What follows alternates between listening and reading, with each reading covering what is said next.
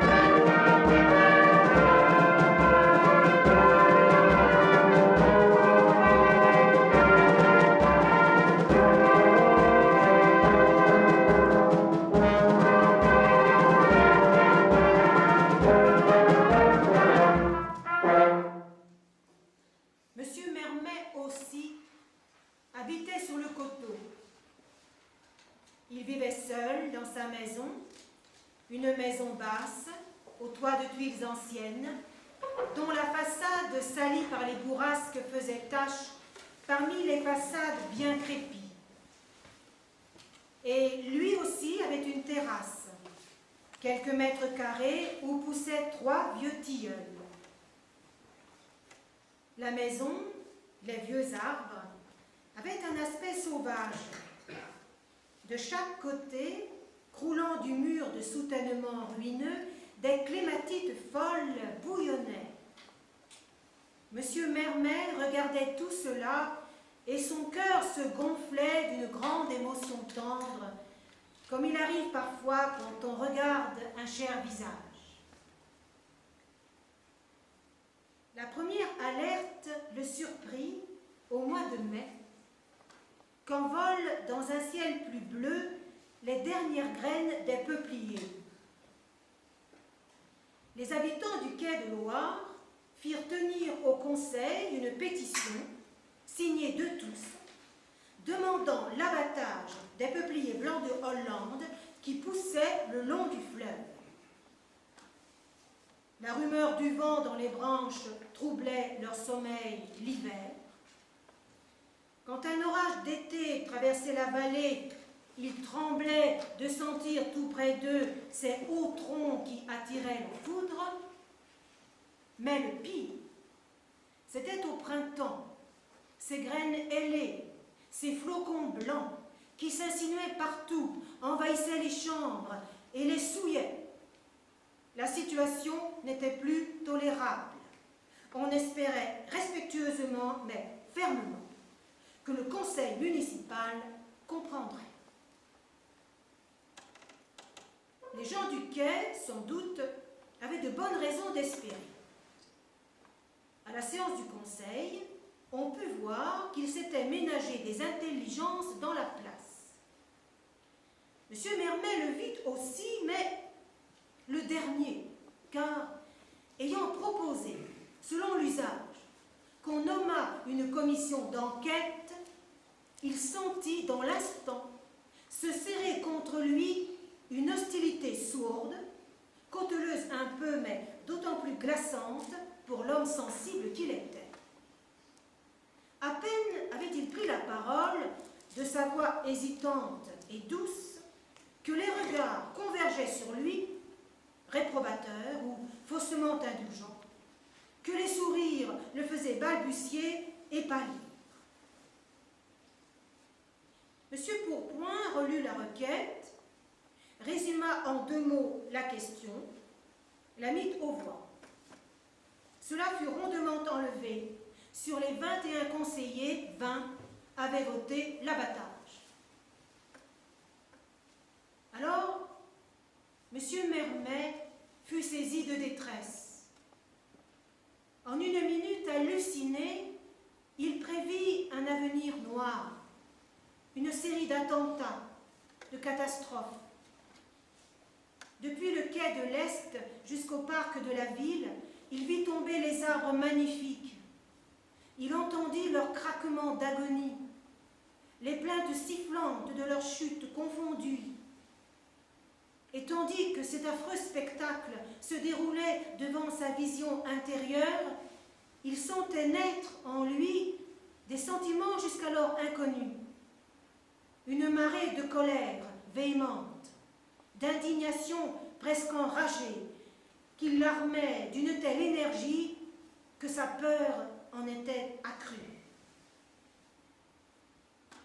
Pendant les jours d'automne, où l'on tua les peupliers, il ne quitta guère le quai. Il eût voulu oublier cette chose, s'en aller loin de ce champ de massacre. Mais c'était plus fort que lui. Il revenait, il restait là, regardait les bûcherons lancer à grands coups leurs cogners, tirer les cordes à plein bras. Et les arbres craquaient, oscillaient, puis s'abattaient de tout leur long sur la pente, dans un fracas de branches brisées, un jaillissement de ramilles et d'écorces. Il y avait après comme un grand trou dans l'air, une place vide, impossible à combler. Dès que Mermet se retrouvait seul, il sentait toutes ces places amputées. Il comprenait alors, à la nature de sa souffrance, que le pays où il vivait avait creusé en lui peu à peu une image qui s'était mise à vivre aussi, et qu'il aimait. C'était comme une obscure et continuelle présence qui maintenant s'éclairait et lui montrait ses plaies. Il ne parvenait plus à secouer cette hantise. Elle l'affolait. Elle nourrissait en lui cette grande colère et ce courage qui lui devenait familier, contre lesquels il ne se défendait plus. Le jour où M. la Bretonnière, au nom de la commission des hospices, proposa l'abattage de la corne est du parc municipal, ces messieurs du conseil purent découvrir en pleine séance un Mermet qu'ils ne soupçonnaient pas. La Bretonnière, lisant son rapport, expliquait que l'ombre épaisse des arbres, de 9 heures du matin au coucher du soleil, couvrait les planches du potager, que les légumes s'y étiolaient au grand dommage de l'ordinaire de l'asile et, conséquemment, de la santé des pensionnaires. On entendit soudain la voix de M.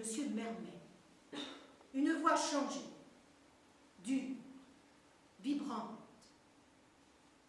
« Cela suffit !» disait cette voix. « L'équivoque n'a que trop duré. Je sais ce que l'on veut, ce que l'on prépare. J'entends le dénoncer publiquement. » À peine avait-il commencé que les conseillers du coteau, M. la Bretonnière, M. Bisonneau, M. Cornet, dressèrent l'oreille et soulevèrent un peu le buste. Les yeux de M. Bisonneau croisèrent ceux de M. Pourpoint. Celui-ci, le visage légèrement contracté, leva la main dans la direction de Mermet. « Quoi donc ?» dit-il. « Quel équivoque !» C'était une parole maladroite.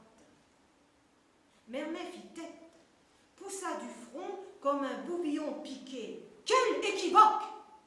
cria-t-il. « C'est vous qui me le demandez ?» Et, s'appuyant, debout des 2 mains sur la table, tendue vers les 20 conseillers, « Je vous prends à témoin, messieurs, nous allons pouvoir nous compter. Les peupliers du quai, un prétexte, un ballon d'essai. Ce que l'on visait réellement, ce que l'on condamnait d'avance, c'étaient les arbres de notre parc. On n'a pas osé tout de suite, on n'a pas eu cette impudence, ou plutôt cette franchise, cette honnêteté. On a tâté, on a manœuvré, mais vous l'avez permis, messieurs. Les peupliers du quai ont été abattus. Et maintenant, on s'enhardit. On investit la première lisière. On vous parle des vieillards de l'asile, de leur santé, de leurs légumes. Eh bien, je vous le dis, messieurs, c'est un chantage, une vilaine duplicité. Le potager de l'asile? Allez-y. Regardez par vous-même. Vous verrez que l'ombre des parcs, que l'ombre des arbres, les fleurs à peine aux dernières heures du jour. Mais vous verrez aussi que le potager qu'elle couvre, cette ombre indésirable, odieuse, c'est celui de M. Pourpoint. Que les précieux légumes qu'on vous demande de sauvegarder, ce sont ceux de M. Pourpoint. Et ce n'est pas fini. Cela ne fait que commencer. Quand la corne du parc aura été rasée, quand les salades de M. le maire respireront et pommeront à leur aise, on trouvera quelque autre prétexte pour dégager celle de M. Cornet. Mais que parlais-je de prétexte? On n'en cherchera pas, on n'aura plus à se gêner. Les arbres s'abattront les uns après les autres, du jardin de M. Cornet à celui de M. Visonneau, du jardin de M. Visonneau à celui de M. la Bretonnière. Et ce sera le saccage, la curée. Alors, messieurs, tant pis pour vous, et tant pis pour votre ville. Vous prétendez l'aimer. Que n'attestez-vous par vos actes cet amour, cette sollicitude? Je vous adjure, messieurs, je vous supplie même s'il le faut, je vous demande grâce pour les âmes. Quand M. Mermet se rassit, il tremblait de tous ses membres, non d'épouvante devant l'éclat qu'il avait fait, mais de colère encore, et de vivace indignation. Le sang aux joues, les prunelles brillantes, il regardait au visage tour à tour M. Pourpoint, M. la Bretonnière, et il y avait dans ses yeux un mépris dont il n'était point maître. Les autres, pendant toute la diatribe, n'avaient cessé de sursauter sur leurs fauteuils. On eût dit que des guêpes les piquaient. Presque à chaque phrase de M. Mermet, ils s'exclamaient entre leurs dents, se pressaient la poitrine ou haussaient les épaules. On nous attaque. Basse insinuation, grossièreté. Mais Mermet parlait d'une voix si haute, avec tant de fougueuse véhémence, qu'ils avaient jusqu'au bout subi la volée de bois vert. À présent, tout le monde se taisait. Une gêne était tombée sur l'assemblée, figeant les visages et les corps. Il est certain que le silence parut beaucoup plus long qu'il ne fut en réalité. Dans le fond de la salle, où le public, une dizaine de curieux, écoutait debout dans la pénombre, quelques applaudissements claquèrent. M. Pourpoint s'en trouva comme foyer. Il se mit à parler d'une voix rogue. « Messieurs, dit-il, ne nous égarons pas. Négligeons l'incident. Repoussons les paroles malheureuses que l'un de nous a cru devoir proférer dans cette enceinte et qu'il sera, dans quelques heures, le premier à regretter. Vous êtes saisis par votre commission des hospices d'une demande très précise, très nette. Vous allez donc voter sur cette demande, bien entendu, à bulletin secret. Les petits papiers circulaient. Monsieur Pourpoint avertit sèchement à la ronde. Un seul mot, n'est-ce pas? Pou ou con. Les bulletins churent dans son chapeau melon. Il les déplia un à un, les passant à mesure, bien ouverts, à monsieur la Bretonnière. Sa voix, de moins en moins bourrue, annonçait sur un ton monotone « Pou, pou, pou ». Monsieur Mermet était battu, mais il avait rallié 6 fois.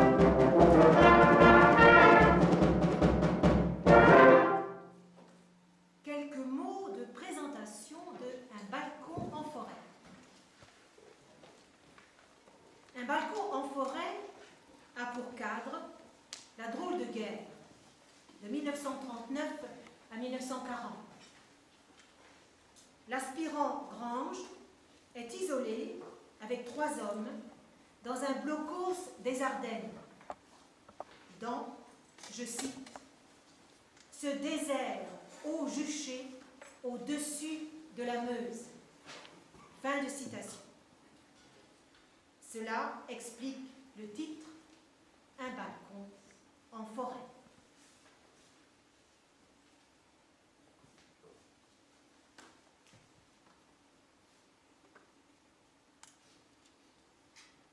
Les nuits de la forêt, maintenant, n'étaient plus toujours aussi calmes. Des ordres étaient montés de Moriarmé qui prescrivaient de contrôler les franchissements clandestins de la frontière entre les maisons fortes en les reliant de nuit par des patrouilles. Et le bloc des Falises était souvent alerté pour une ronde par la camionnette du matin. Pour ces excursions de nuit, tous les hommes étaient volontaires. Que le service devint plus actif leur plaisait. Un calme trop plat ne présageait rien de bon, mais cet affût de nuit les installait officiellement dans une guerre inoffensive. Il les rassurait. C'était Hervouette que Grange préférait emmener avec lui pour ses goûts taciturnes et sa souplesse de chat silencieux. Il se glissait hors du blocos dans une nuit si calme qu'ils entendaient en s'éloignant sur la route les coups de 11 heures sonner à une église lointaine de la vallée, pleins et sourds malgré la distance. Puis, nettement plus près, la sonnerie un peu fêlée d'un clocher belge. Il suivait l'allée pendant une demi-lieue. Au-delà d'un coude, les arbres se serraient brusquement autour et au-dessus du chemin. L'enfonçaient dans une cavée profonde où flottait dans le noir une odeur de mousse et d'eau stagnante.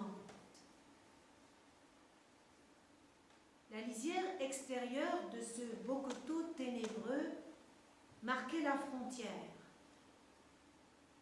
Il s'arrêtait là pour fumer une cigarette et fumer un moment, silencieusement, au bord de la Belgique endormie, pareils à ces promeneurs que le sentier bloque à l'extrême bord de la falaise. L'obscurité du Bocquetot était épaisse. Quelques pas de branches, tout se perdait dans la touffeur du sous-bois qui jetait dans la nuit une ombre plus noire. Il apercevait seulement, tout près de lui, le point rouge d'une cigarette. Et il entendait le déclic du chargeur qu'Hervouette glissait dans son pistolet. Le silence du lieu devenait alors presque magique. Un sentiment bizarre l'envahissait chaque fois qu'il allumait sa cigarette dans ce sous-bois perdu. Il lui semblait qu'il larguait ses attaches. Il entrait dans un monde racheté, lavé de l'homme, collé à son ciel d'étoiles, de ce même soulèvement pâmé qu'ont les océans vides. Il n'y a que moi au monde, se disait-il, avec une allégresse qui l'emportait. Tous deux restaient là, quelquefois assez longtemps, sans rien dire. La forêt, au-delà de la frontière, laissait glisser jusqu'à eux des bruits légers, auxquels, malgré eux, ils tendaient l'oreille. Bruits légers, pareils à ces menues épaves, ininterprétables, que rejette la mer sur une grève, et où l'œil du promeneur s'attache, machinalement. Cette lisière, sourdement alertée, où les forêts patrouillées de la guerre venaient border on ne savait quel silence, respirant et heureux, qui tendait l'oreille, cette lisière attirait Grange et l'intriguait. Hervouette jetait sa cigarette et buvait quelques gorgées à son bidon. Il quittait l'allée et s'engageait à droite dans un layon qui suivait à peu de distance la frontière. À partir de là, ils cessaient de parler.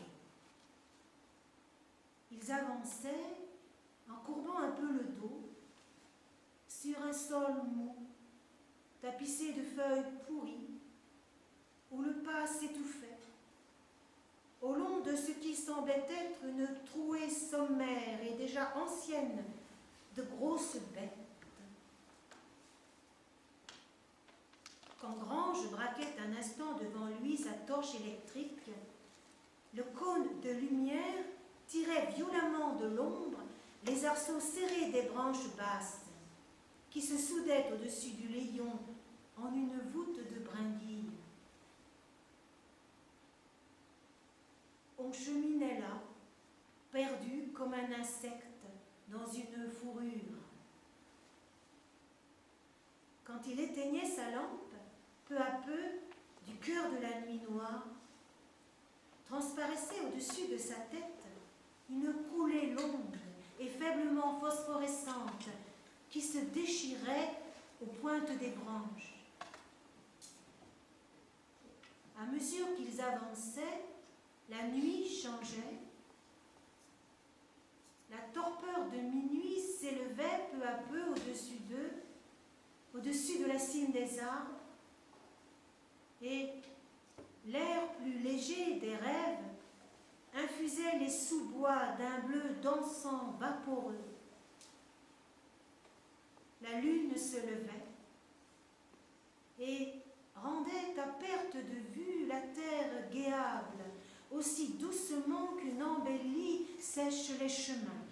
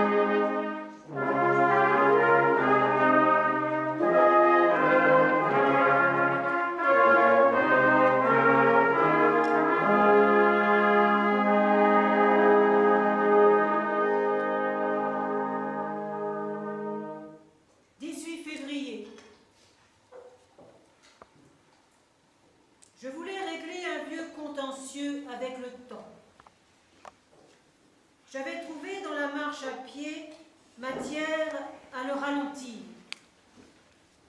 L'alchimie du voyage épaississait les secondes. Celles passées sur la route filaient moins vite que les autres. La frénésie s'empara de moi. Il me fallait des horizons nouveaux.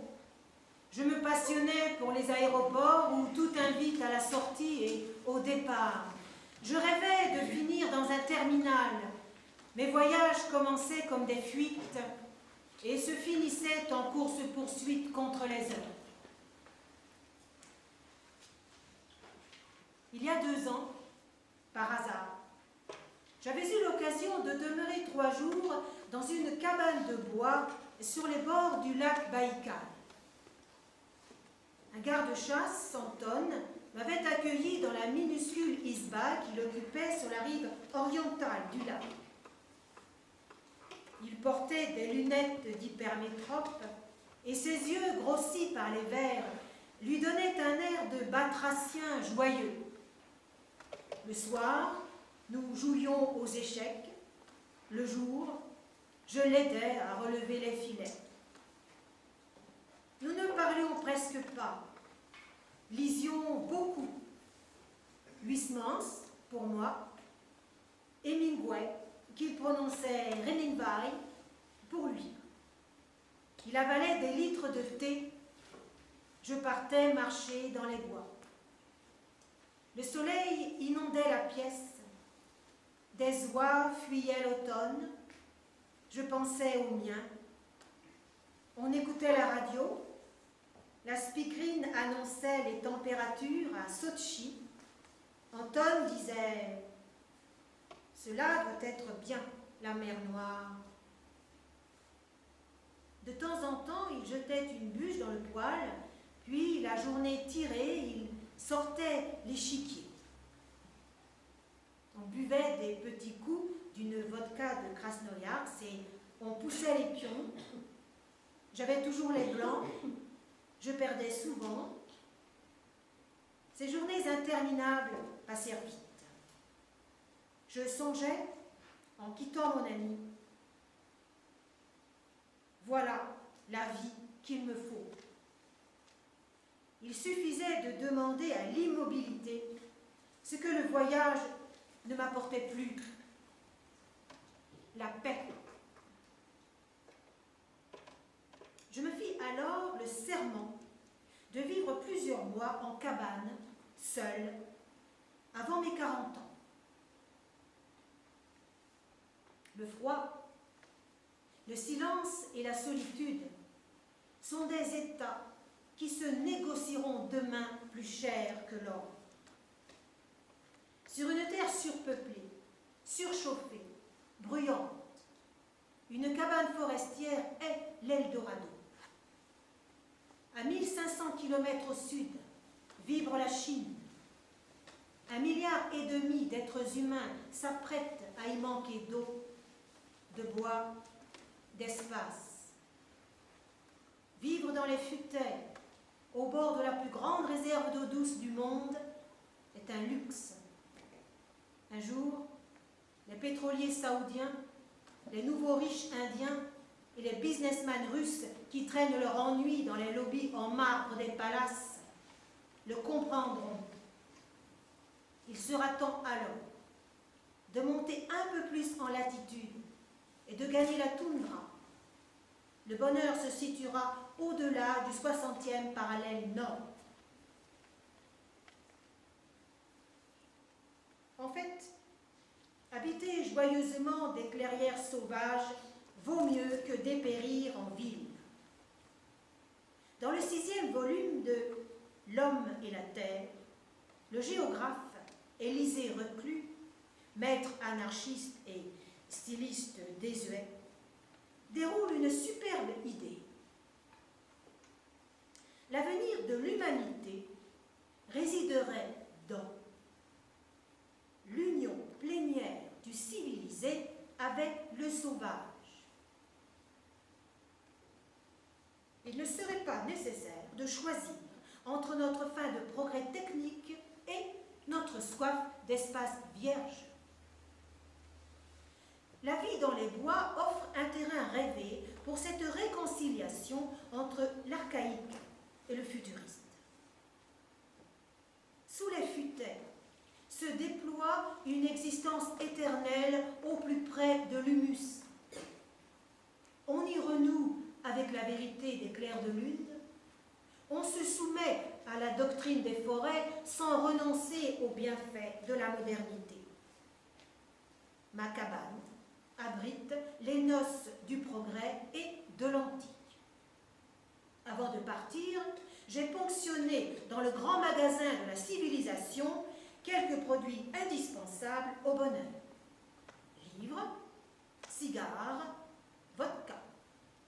J'en jouirai dans la rudesse des bois. J'ai tellement adhéré à l'intuition de reclus que j'ai équipé ma cabane de panneaux solaires. Ils alimentent un petit ordinateur. Le silicium de mes puces électroniques se nourrit de photons. J'écoute Schubert en regardant la neige. Je lis Marc Aurèle après la corvée de bois. Je fume un Havane pour fêter la pêche du soir. Élysée serait content. Dans Qu'est-ce que je fais là?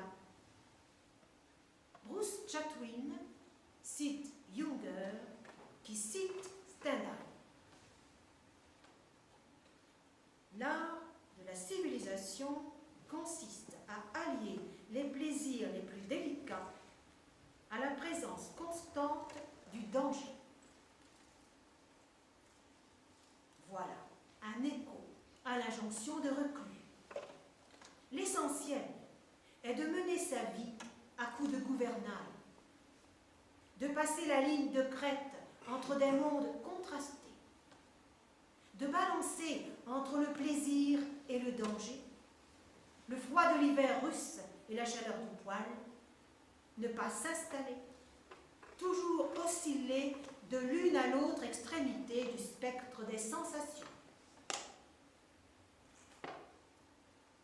En outre, la vie dans les bois permet de régler sa dette. Nous respirons, mangeons des fruits, cueillons des fleurs, nous baignons dans l'eau de la rivière, et puis, un jour, nous mourrons, sans payer l'addition à la planète. L'existence est une grivellerie. L'idéal serait de traverser la vie tel le troll scandinave qui court la lande sans laisser de traces sur les bruyères. Il faudrait ériger le conseil de Baden-Powell en principe. Lorsqu'on quitte un lieu de bivouac, prendre soin de laisser deux choses. Premièrement, rien. Deuxièmement, ses remerciements. L'essentiel, ne pas peser trop à la surface du globe. Enfermé dans son cube de rondins, l'ermite ne souille pas la terre. Au seuil de son isba, il regarde les saisons danser la gîte de l'éternel retour. Privé de machine, il entretient son corps. Coupé de toute communication, il déchiffre la langue des arbres. Libéré de la télévision, il découvre qu'une fenêtre est plus transparente qu'un écran. Sa cabane égaie la rive et pourvoit au confort. Un jour, on est là de parler de décroissance et d'amour de la nature. L'envie nous prend d'aligner nos actes et nos idées. Il est temps de quitter la ville et de tirer sur les discours le rideau des forêts. La cabane, royaume de simplification. Sous le couvert des pins, la vie se réduit à des gestes vitaux. Le temps est arraché aux corvées quotidiennes. Il est occupé au repos, à la contemplation et aux menues jouissances. l'éventail de choses à accomplir est réduit.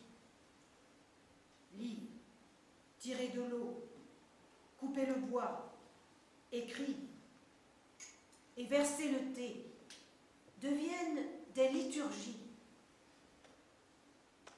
En ville, chaque acte se déroule au détriment de 1000 autres. La forêt resserre ce que la ville disperse.